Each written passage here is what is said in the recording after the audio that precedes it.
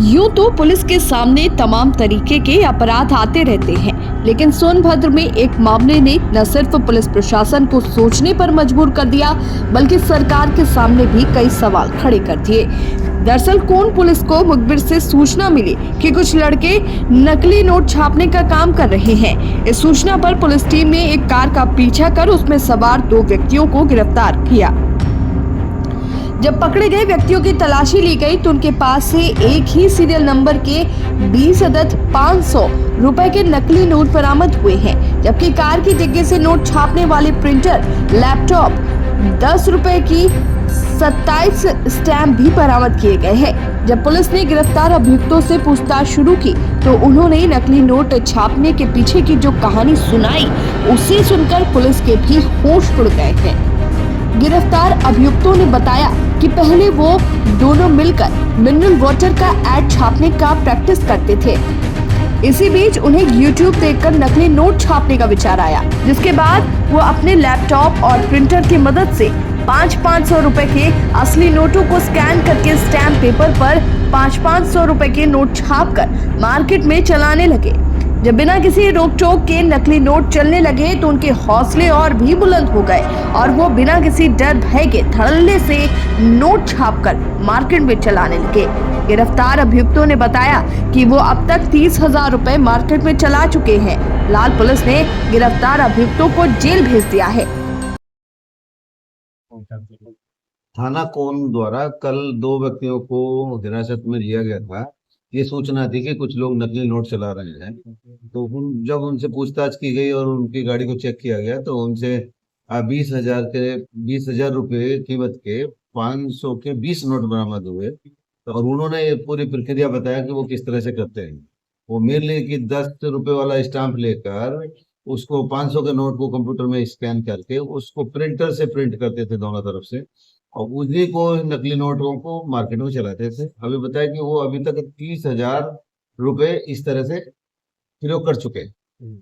Sir, ये YouTube से सीख करके इस तरह का काम करते कैसे ये सीखे और क्यों स्टाम्प का ही प्रयोग करते थे? तो उसका जो पेपर है 500 का, वो क्वालिटी बेस्ड, उससे ज्यादा जो एक्चुअल में यूज होता है वो तो मिलेगा नहीं। और जो हमारा स्टाम्प का पेपर है उसी की क्वालिटी है उसके बाद सबसे बेहतर। अब वो ऐसा उस पर यकीन करेंगे आप, नॉर्मली रात में यदि देखेंगे तो आप उसमें पहचान नहीं कर पाएंगे जब तक उसके फीचर्स आपको ना पता हो। अधिकतर देखा गया है सर कि ऐसे लोगों के पार्टनर भी कई लोग बन जाते हैं, तो क्या कुछ खुलासा हुआ है क्या? हाँ नहीं, अभी तक तो ये 2 लोग ही प्रकाश में आए हैं, ये प्रमोद मिश्रा और सतीश राय, और बाकी थाना कोन पुलिस उसमें विवेचना कर रही है और जो भी प्रकाश में आएंगे उनको कर रही है। क्या बरामदगी हुई है सर? अभी नोट जो आपको बताएं, जो 20 नोट बरामद हुए हैं, प्रिंटर बरामद हुआ है, 27 10 रुपए के स्टाम्प बरामद हुए हैं, लैपटॉप बरामद हुआ है, ऑल्टो गाड़ी बरामद हुई है।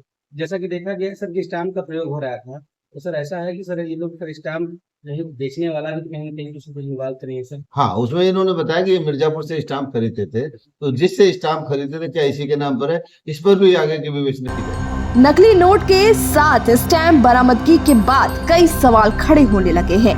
सबसे बड़ा सवाल तो ये है कि इतनी बड़ी खेप में स्टैम्प आखिर कैसे मिला।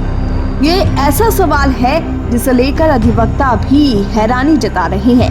उनका कहना है कि यदि कोई बड़ी संख्या में छोटे मूल्य का स्टैम्प खरीद रहा है तो स्टैम्प विक्रेता को भी सोचने की जरूरत है। उन्होंने फर्जीवाड़ा रोकने के लिए आधार से लिंक करने की बात कही है।